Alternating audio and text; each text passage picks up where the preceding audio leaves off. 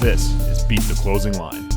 Hey everyone, welcome back to Beat the Closing Line. I am your host, Nicole Russo, alongside analyst for TheLines.com, Eli Hershkovich. For today's interview, we are going to be chatting with Wes Reynolds, VSiN co-host of Live Bet Tonight and winner of Westgate Sportsbook's Pro Football Season Wins Challenge. Now, Wes, normally I ask our guests how the football season has been going for them, but it sounds like it's been going pretty well for you, so congratulations on that win. I appreciate it. Thanks for having me on, guys. But, like any contest, whether it's like a season wins or it's the Circa Million or the Super Contest or the Survivor, what have you, Last Man Standing, you need some variance to go your way. So it's not all skill. There's, just for people that are starting to get into contests, there is some luck involved, and you got to have a couple breaks go your way. Fortunately, in Week 18, we did. Awesome. We're going to get into a little bit more about that process. But before we do, as always, make sure you subscribe to the Beat the Closing Lines pod wherever you get your podcast. And if you are watching us on YouTube, make sure to give this video a thumbs up and subscribe to the Lines YouTube channel. Without further ado, Eli, why don't you take it away? Yeah, Wes. So you kind of hit on it a bit with Nicole, but take us through your process in the Westgate Pro Football Season Wins Challenge and maybe how you were a bit contrarian along the way. Eli, it was actually like an accident because, I discovered this contest and, excuse me, I actually signed up the night before the opener, which was Bills and Rams, that Thursday night opener. So I go over there because I do a night show here on the West Coast. So it's 6 to 9. So, after a show, 9 o'clock at night, I'm just like, I'm kind of tired. Do I really want to go sign up for this? And I eventually did, right when the book, kind of toward closing hours when there's not a lot of activity. So I thought, okay, perfect time to go there. Now I got to determine what I want to do.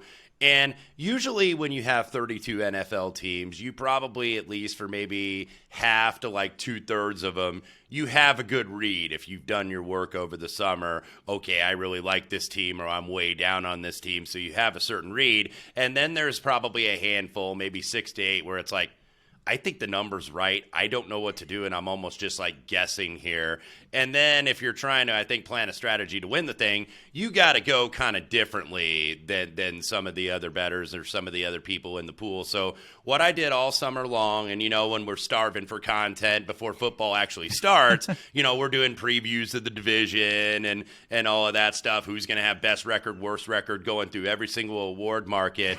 And when we get to Super Bowl futures, whenever I talk to any sportsbook director out here, I don't care if it was Chris Andrews at the South Point or Jay Cornegay and John Murray over at Superbook at the Westgate, or the guys at BetMGM or wherever, all I was hearing on the Super Bowl was the old Destiny's Child song, Bills, Bills, Bills. Pay my telephone bill, pay my automobile, pay my credit card bill. And that's all you were hearing. It was all Bills Super Bowl future. So I was like, okay, I'm going to go at least under with that team because everybody's going to go over because, it got to the point where it's like we don't want any more money on Bills Super Bowl futures. So some of the premium teams I decided to go under on. The Bills were one of them. Now, probably in light of obviously horrible circumstances, got fortunate that got ruled out. Now, I had the Bengals over, too, to counteract that. But yeah, you got to go a little bit off the grid, and you're going to be guessing on at least a few of these because you're probably not going to have a really strong conviction either one way or the other on 32 teams. So that's basically what I did. Now, I got 22 wins, but I had, you're going to miss the boat on a few of them. Like I had the Colts over. Okay, I had the Colts to win the division in the AFC South, and obviously that wound to a screeching halt very quickly for Indianapolis, which is my hometown, and that's my hometown team. But, so you're going to miss some, and then you're going to get lucky. So I think I was like 19-7 and 1 or something going into the final week. So I had basically like 4 coin flips. I had Carolina, which I needed to win for their over. I had New England, I needed to lose for their under. I had the Chargers, I needed to win for their over. And then I had the Washington Commanders. It was probably the Commanders that actually put me over the top, considering they were 7.5-point underdogs at home. That was the one I got really fortunate on. But that's what you need in these things. These contests are so close and razor-thin margins that you have to get lucky. Well, congratulations again. And also congratulations on becoming our first ever guest to karaoke on the show. And that was quite a delight. So thank you for. I hope I don't get you in trouble where you got to pay royalties. I was going to say we might run into some copyright issues from Destiny's Child, but I think it was well worth it.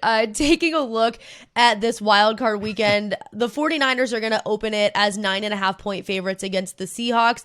The total's down to 42.5 after opening 43.5. Now, San Francisco has gone 2-0 against Seattle in the regular season, covering both times. Are there any betting angles that interest you in this matchup?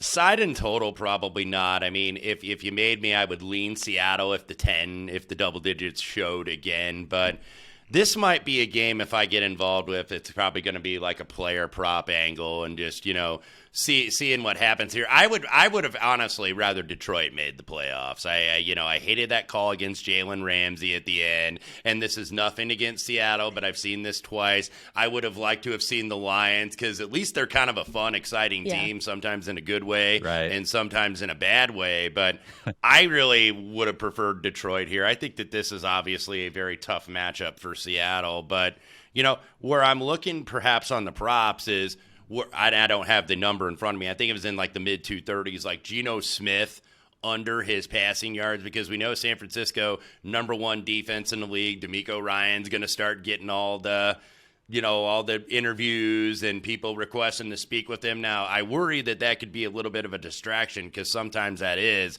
for a playoff team where it's like, okay, I'm a coordinator. Now everybody wants to interview me for their head coaching job. So you do worry a little bit about that. I think Brian Daboll went through this same situation last year when he was the offensive coordinator of the Buffalo Bills. But I find it very hard for Seattle. They are down a couple receivers. They, of course, still have Tyler Lockett and DK Metcalf, but you saw DK Metcalf against the Jets. I think he only had like 3 targets because he got locked up by Sauce Gardner. So I just don't see a lot of big pass plays down the field. Geno Smith has had a resurgence this year, has been the maestro of the play-action pass, but I think the 49ers are going to take that away. 49ers also play a lot of underneath zone. They don't play a lot of man coverage, so I don't think that those opportunities are going to be down the field for Geno. So probably Geno Smith under passing yards, but as of right now, no interest in side or total, but small lean to Seattle in the under. Yeah, depending on the sports book, Wes, it's sitting at around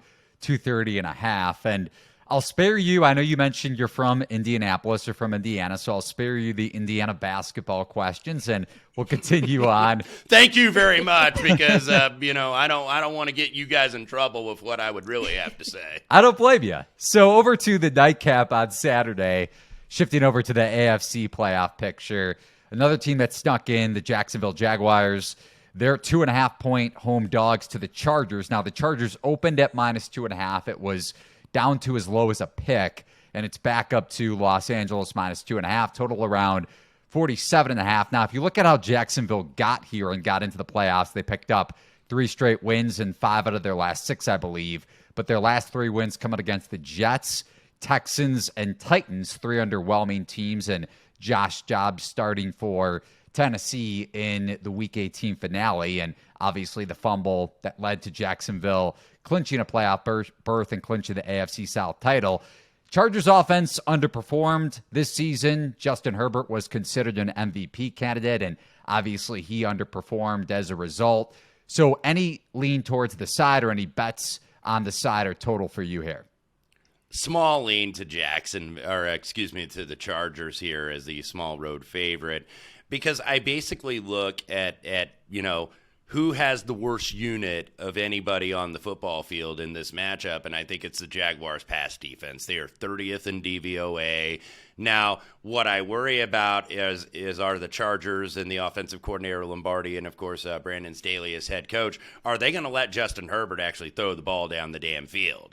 And they don't often do that. It's kind of dink and dump. It's like you got a Ferrari and you're running him like a Hyundai Sonata here at quarterback, and that's what I feel like. I feel like, a lot of this is underneath, and it's like, try to beat him deep, give him a shot, but I think maybe the short passing game can actually work against Jacksonville here, because, going to use Keenan Allen, and now that he is back, he's such a key to that offense. He's the possession guy. He's the guy that moves the chains. Mike Williams, we're going to see how he holds up after I felt Brandon Staley, who I defend more often than not.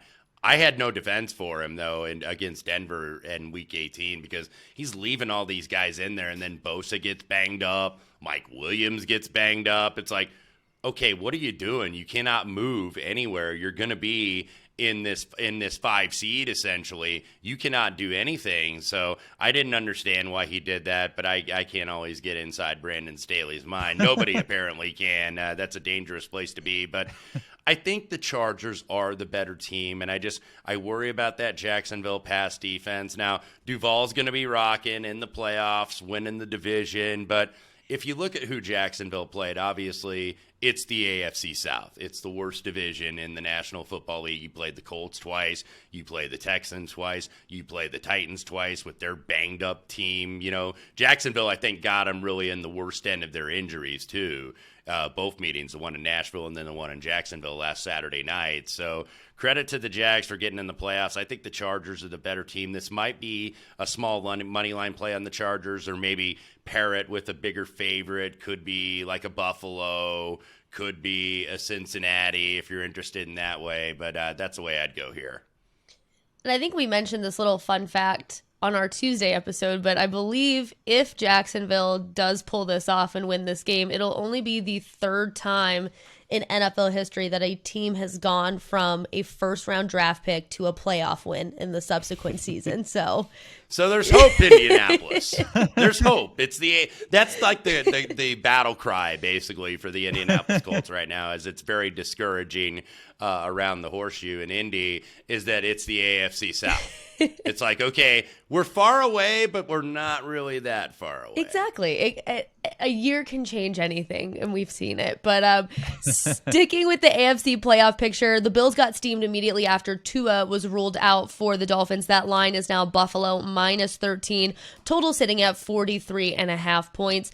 Now, it's unknown whether or not Teddy Bridgewater is going to play after dislocating his pinky in his throwing hand. So how do you handicap this game if Teddy gets the nod versus Skylar Thompson being forced to start for the second straight week? Yeah, you clearly would rather have Teddy. He's a more proven commodity and, takes care of the ball. But Teddy Bridgewater's not a guy that's going to beat you. He's not a guy that's going to throw the football down the field. He's dink and dump, manage the game, take care of the football. But I didn't really know, I can't really do anything with the spread now that it's moved so far. I'm not going to lay a bad number on Buffalo. But, yeah, I think if you're going to attack this and bet the Buffalo Bills – and you don't want to lay the number necessarily, or you don't want to put it in a teaser or a money line parlay, perhaps the team total could be the way to go with Buffalo. Looking at it, I think, what is their team total? Yeah, I'm seeing around like 14 in the first half. I think it's 28 for the game. I'm not mad at either side. Buffalo actually at home averages 19.7 points per game in the first half. Miami in the road gives up 18.6 in the first half. I believe that's 31st out of 32 teams. So, you could see if it is going to be Skylar Thompson, I think you're probably going to get a fair amount of stalled drives, at least early on. But the way I would play Buffalo is probably that they're going to score a bunch of points because, number one, not only the number moving with the injury, but I also would get concerned about laying Buffalo and the fact that how much emotion did they dump out last week in that season finale against New England, with that, rousing rendition of the national anthem there in Buffalo. Everybody obviously gathered together to, try to lift up Damar Hamlin, who now has been released from the hospital. And that's obviously wonderful news because that Monday night we thought we might have saw something really fatal. And that's obviously great news. And I think it's been a rallying cry for the Buffalo Bills. And we saw Nyheim Hines return that opening kickoff and then another one in the second half. And there was just so much emotion. And that's what can concern you. So even if it's Skylar Thompson, whether it's Skylar or whether it's Teddy Bridgewater, I don't know if you necessarily rush to the window to lay this big number on the spread with the Buffalo Bills. But if you want to play the Bills, I think maybe the team total would be the best way to do so. And over to the second game on Sunday, Wes. Vikings-Giants. Vikings still -3. Hasn't shifted above or below the key number. And everybody knows about Minnesota's record in one-score games. Our co-host on Beat the Closing Line on Tuesdays has hammered that to a premium this season, maybe ad nauseum. Mo Noir bringing up the Vikings, I think 11 wins, an NFL record, 11 wins in one-score games. So now that we've already discussed that, looking at the Giants, and again, they covered as 4.5-point dogs in Week 16, but this defense is a lot healthier, especially in the secondary, and you couple that with Minnesota's offensive line issues and Wink Martindale and this Giants defense blitzing, I believe, at the league's highest rate. Daniel Jones has also had a lot of success against zone defenses, and you have a mismatch coaching-wise between Brian Dable and Ed Donatel. So I'm clearly saying to you that I like the Giants, even though the adjustment has been made from the Week 16 spread. So total at around 48. Anything for the side total or props for you for this game? Well, you kind of led into it there, Eli. My partner on VSiN Live Bet Tonight, Femi Abebefe, referred to this as the fraud bowl between the Giants and the Vikings, because we've been talking about these all season. You mentioned Mo here on the podcast that, Minnesota's numbers, they're just, how are they doing this? Because it's like, this is not a very good team, even though their record says that they are. And look, I would happily cash the NFC North win and the season wins over. I don't ask any questions. We put that in the past, but I deal in reality. This is not a great team. This is a team that's been lucky. I think the Giants, to be fair, they have been lucky as well. This is a rematch from just a couple weeks ago. You mentioned about how the Giants like to blitz. Kirk Cousins, I believe, on his PFF grade is 34th out of 42 against the blitz this year. He actually also against man coverage, which the Giants are going to play mostly, 1 yard per pass attempt less. So that's a concern. If you looked at the first matchup, the Giants out-yarded him by nearly 100 yards. I think it was 445 to 353, if my math is correct there. And also, the Vikings have lost both rematches this year. Take out the Bears, of course, but they beat Green Bay in the Week 1 game and then lost resoundingly at Lambeau Field in Week 17. And then Detroit did the same thing. Lost the first game, beat them in the rematch. Giants are rested. If you look at the metrics, though, the Giants actually rank top 5 in third-round defense and red zone defense. Now, you look at their DVOA, it's going to be near the bottom of the barrel. But speaking of DVOA, that's why everybody's been so down on Minnesota. What are they, 28th in offensive DVOA, 30th in special teams? I think in total DVOA, they are 27th, which is just unbelievable when you look at this. The fact that, what is their record? 13-4. 13-4, and they're 27th in DVOA. I think that tells you a lot of something. Road dogs have actually been pretty good in the wild card round in the playoffs. I think of a touchdown or less, 29-18 against the number over the last 20 years.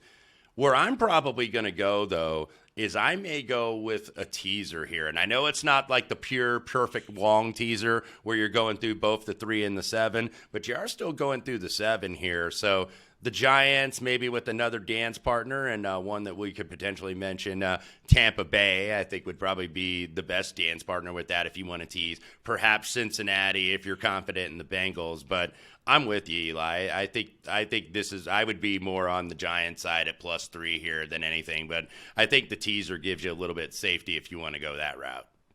Fraudulent is definitely a word the three of us on Tuesday have used quite a bit as well to describe the Vikings and their record. But well, you love it when the national media is like, "Oh my God, remember when they played Detroit? It's like, how are they getting points at Detroit?"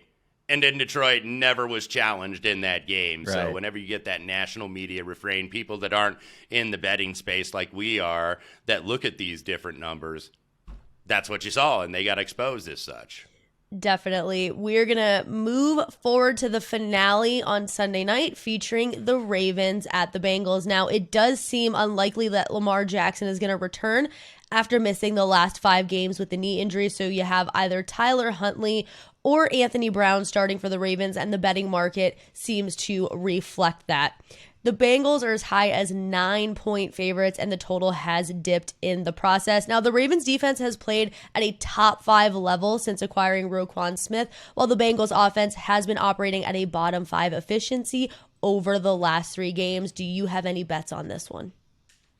I think, going to get involved, and I think I'm going to, take a stab with the Baltimore Ravens here, getting all these points. We know that, this number is telling us that it's likely not going to be Lamar, but I think that the market is kind of saying maybe they're a little bit more 50-50 that Tyler Huntley at least is going to play. If you want to look at what we saw last week, 11-point loss for the Ravens, but Anthony Brown did settle in better in the second half. He was awful in the first half, and that's what really put him behind the 8 ball, never gave him a chance to really be close at the end in the game, but he at least got some rust, got some experience. I think probably it's going to be Tyler Huntley, who is the lower turnover risk, as we have seen, than Anthony Brown certainly was in Week 18 at Cincinnati. I think, Huntley kind of knows what he is, and, just kind of keep it color in between the lines here. Hit Mark Andrews, move the chains, be able to run the ball. But really, it's not necessarily just a play on Baltimore, who really does come limping into the playoffs, obviously. It's a little bit against Cincinnati, because I got to tell you where I'm concerned with Cincinnati is on that offensive line, especially on the right side. It doesn't look like Alex Kappa is going to go. He left the game, so I don't know if he is going to be back, so it would be Max Sharping at right guard. We know in terms of right tackle, Lyle Collins went on IR at the end of 2022, so it's Hakeem Adeniji. So we saw Joe Burrow, if you watched that game last week, he got pressured, and he got pressured a lot. And I know he's, really good against the blitz, but the Ravens didn't really have to blitz. They were able to get pressure with that front 4. And if they're able to do it again, I think that they can hang in this game. The right side of that offensive line is just really bad. So I think the Bengals may have a little bit of trouble, because if watching that game, you saw all those drives for the Bengals just stall in the second half. They really couldn't put Baltimore away. Now, Baltimore wasn't really close enough. They were down double digits where they were going to be at least a threat to win at the end. So I don't see this number really moving much. I think it's now kind of baked in. Obviously, if it's Lamar, then it's going to be cut in half. You're going to see, 9 become 4.5 or 5, because I don't think it could go down to 3, because keep in mind, Lamar's missed 16 straight practices, and he has not, he's going to be rusty, I think, with several weeks out, even if he does play. So I'm comfortable in this 8.5, 9 range if it is Tyler Huntley here. So I'm probably going to take a little bit of a stab at the Ravens. Harbaugh, by the way, 5-0 straight up in ATS in the wild card round in his career. So, I think this is a lot of points. Keep in mind, this was 11 last week. And, and the Bengals were right there, at least right by the number at the end. And that was Anthony Brown making his first start. So you got to think, even if it is Anthony Brown, he's going to be a little bit better in his second start. But, I'm assuming it's going to be Huntley. And I thought 9 was pretty high here. I'm with you there, Wes. And looking at the last game in the wild card round, Cowboys at Bucks, Dallas down to a 2.5-point road favorite after there were some -3s earlier in the week. Total set at 46. There are some 45s and juice towards the under. But looking at Dak Prescott and his turnover issues of late, throwing some interceptions, key interceptions against the Commanders. We touched on Washington and Dallas last week. But Prescott still with a 10th rated dropback EPA since week 12. So even though there is some concern with this Cowboys offense, Prescott specifically, are you looking towards either side in this game? Are you looking towards fading the Cowboys and Prescott here, or any look towards the total? I'd like to fade both teams, but unfortunately that's not an option. But if getting involved in this game, I mentioned that teaser possibility earlier with the Giants. I think Tampa Bay, you can do the long teaser leg here through the 3 and the 7 now that the 3s have disappeared. So it's 2.5, tease that up to 8.5. Tampa Bay, if you look at them, they've had injuries all year, especially on that offensive line. Now, apparently Ryan Jensen, the center who got hurt in training camp, did return. I don't know if he is going to play as we record here on Thursday, but they've had bad health really all year on both sides of the ball. And plus the fact that Tom Brady is 45 years old. Now, he still managed to set an NFL record for completions with 490, which tells you how poor Tampa was at running the ball. But Byron Leftwich and Todd Bowles were going to be stubborn. Hey, we're going to run the ball. We're going to try to run the ball. We're going to try to run the ball. And they have tried. I mean, it's like, Charlie Brown trying to kick the football and Lucy's going to lift it up every single time. Tampa Bay just cannot run the ball. And that's why you got a 45-year-old man, damn near 500 completions, throwing until his arm falls off. But one of the things I'm encouraged by, though, for Tampa Bay is they do have Akeem Hicks and Vita Vea back both healthy. They're getting healthier in the secondary. They were really good defensively. The overall season metrics don't really indicate that this is a great defense, pretty much middle of the pack. But when they had Vita Vea and Hicks together, they were very tough to run against. So I think that they could maybe keep Zeke and Tony Ballard at least somewhat at bay here and then force Dak to make plays. And I know Dak has the ability to make plays, but to your point, Eli, an interception in 7 straight games for Dallas. So I was kidding my partner, Femi Abebefe, who's a big Cowboy fan, and he's like, man, I'm scared of this game. I just know that this game is going to happen. I know it's going to be Dallas and Tampa Bay on Super Wildcard Weekend, and I'm watching Tampa Bay. I'm like, what are you afraid of? This team is a corpse. They can't move the ball, because I was discouraged, I think, by their performance against Cincinnati, where they got out to a lead and then they turned the ball over 5 straight times. One of them, of course, that ill-fated fake punt that they ran. Right. But Cincinnati, they out-yarded Cincinnati by like 150, 160 yards, and I'm like, how are they getting beat double digits? But Tampa Bay found a way. That was a shocking one to watch. I remember. Yeah, that was a tough one. That was an L for me because I felt pretty good, 17-0. I was like, see, here we go, Cincinnati, because that was the best versus worst. Cincinnati had been on that spread run, still on it, by the way, and Tampa Bay had the worst ATS record in the league. So I think bettors kind of overreact to that, and they bet that accordingly. So then I was like, okay, I knew these guys were wrong, because we can get egos as bettors. I was like, I got it nailed here with Tampa Bay at 17-0, and then it absolutely fell apart. And sometimes the public or Square, whatever you want to call them, sometimes they win, and they won that one big time.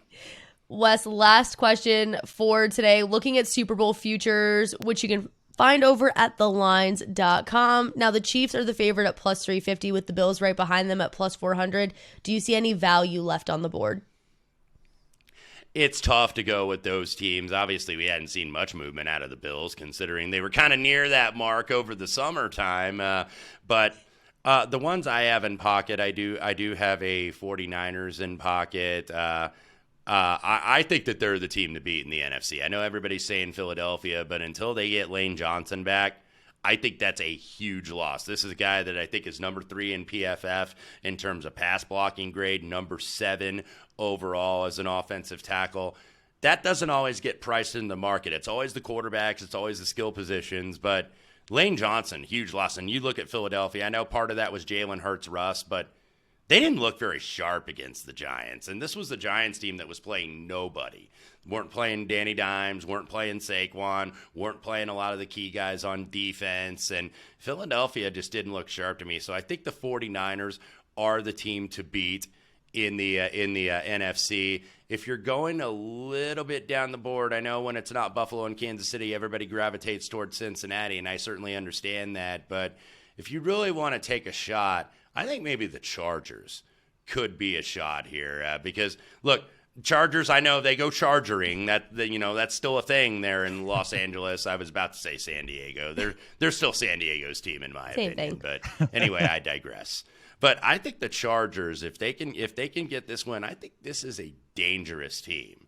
And and they're a team if they take the chains off Justin Herbert and just let this guy go. I don't know what it is with this poor guy. He's always had coaching that's really held him back. It was Mario Cristobal up there in Eugene when he was an Oregon Duck. So far, it's Joe Lombardi, the offensive coordinator. It's like, let this guy go, Anthony man. Lynn. Just, sink or swim with this guy. If he throws 4 interceptions, right, so be it. Let him go. But the Chargers are kind of the team down the board that I think could be interesting. I was going to say Baltimore, but that was, predicated on Lamar being back, because I think the defense has really gotten better throughout the year. But, if they're without Lamar, I just don't see it here. So if I'm going for a dark horse, I think it's the Chargers. My Super Bowl pick actually at the beginning of the year was 49ers and Chargers. I feel confident in one of them, but I still think the Chargers maybe could surprise in the AFC. Wes, thank you so much for joining us today. Again, congrats on your contest win. As always, for the latest odds and game previews, head over to TheLines.com, and we will see you next week.